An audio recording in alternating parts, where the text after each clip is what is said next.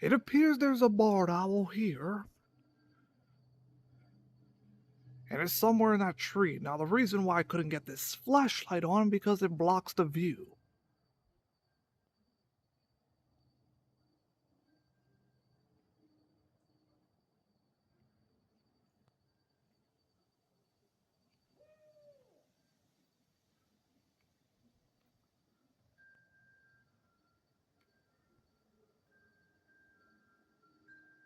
Hmm.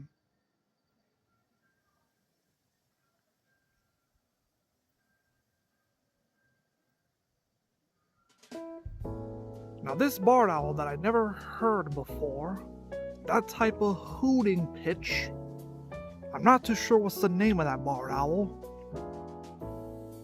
The way it's hooting is kind of the same thing like Grievous, who I haven't heard forever. And then Pimsqueak, the non-juvenile, was here. So my question is, what kind of barred owl this is?